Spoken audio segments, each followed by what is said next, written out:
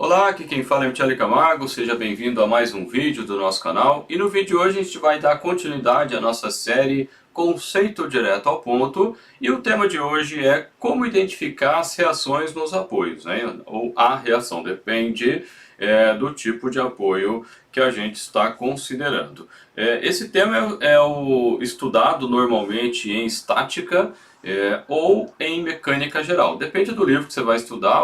Normalmente se vê o pessoal da engenharia civil estuda em estática e o pessoal da mecânica estuda na mecânica geral. Mas no fundo é o mesmo conceito, é o mesmo tema, vale para qualquer tipo de cálculo que você vai elaborar. Basicamente o que a gente tem em termos de conceito é o que? A reação ela é uma consequência do movimento evitado, isso é lá da terceira lei de Newton, força de ação e reação.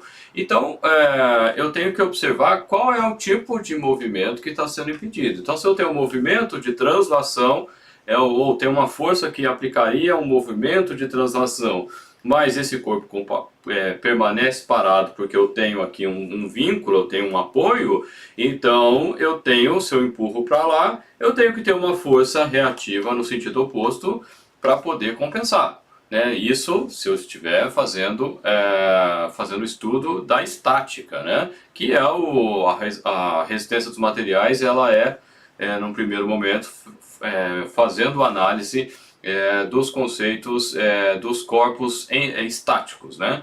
E aí, se eu for fazer o estudo dos corpos em movimento, eu acabo caindo em dinâmica, ou dentro de vibrações mecânicas também. Os livros apresentam uma série de tabelas, mas se você não está com o livro em mãos, não pode consultar se for uma prova, você tem que verificar isso. Eu posso ter um movimento de translação, como eu falei agora há pouco, ou um movimento de rotação. O que o meu apoio ele impede? Né? Então, se ele impede uma rotação, eu tenho um momento reativo, ou tenho uma das reações vai ser um momento. Se ele impede translação, eu vou ter forças reativas no apoio. Ou nos apoios, né, dependendo do tipo de corpo que você está analisando. Então, por exemplo, o rolete. O rolete, se eu puxar esse perfil aqui, o rolete, o que ele faz? Ele gira junto, né? Ele vai girar. Consequentemente, ele não impede nenhum movimento no que seria o eixo X. Dessa forma, ele impede um movimento na direção de Y. Então, ele seria um caso que eu só tenho força reativa, eu tenho uma força só nesse rolete. Por que eu não tenho momento? Pelo mesmo motivo que momento ele também não tem nenhuma resistência à rotação. Se essa barra fosse empurrada nesse ponto, esse corpo aqui ele pode girar, exagerando, é óbvio, né, que as estruturas não vão acontecer nessa magnitude, mas ele vai girar em torno desse ponto aqui, então ele não tem nenhum momento resistivo. Se eu pensar nos pinos, os pinos é o que prendem normalmente os corpos, né? Pode ser um parafuso também, seria a mesma linha, só que o parafuso vai depender do aperto que eu vou falar agora. No caso do pino, que seria aqui, né? Que seria mesmo esse pino que que está mostrado aqui num perfil e aqui numa outra vista, né? Ele permite movimento de rotação, então se eu empurrar essa barra aqui, exagerando, ela fazia isso, né? Então ele não vai ter momento de resistência, mas ele vai impedir um movimento na direção de X e vai impedir um movimento na direção de Y. Nesse caso eu vou ter uma componente, uma resultante inclinada, que é o que a gente está indicando nessa figura aqui. Então, eu posso decompor essa força aqui nesse pino em X e Y, e é o que normalmente a gente faz para aplicar as equações de equilíbrio. Por que a gente faz isso? Porque fica mais fácil, eu saio de um cálculo vetorial e entro no cálculo escalar, transformando ou indicando qual é a direção através do índice, no caso x e y, e poderia ser z se for um caso tridimensional. Então, mostrando alguns exemplos, né, sistema bidimensional, eu tenho aqui, no caso, o cabo. O cabo ele tem uma particularidade, ele só tem resistência à tração, ou seja, no sentido de esticar. Se eu tentar comprimir, ele vai dobrar, né? Ele vai fazer uma barriga, digamos assim, então ele não tem nenhum tipo de resistência nesse sentido, e apenas no sentido de tração.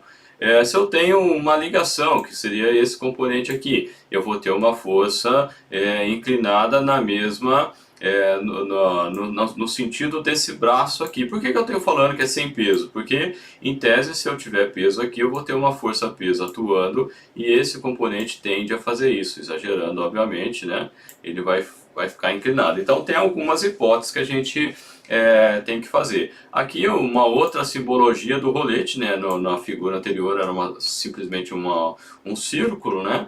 E aqui eu tenho uma espécie de um apoio triangular e as rodinhas embaixo, né? Então depende do livro, tu faz a representação de uma maneira diferente da mesma coisa, né? Uma outra representação. E no caso dos sistemas tridimensionais, tem uma série de outros, né?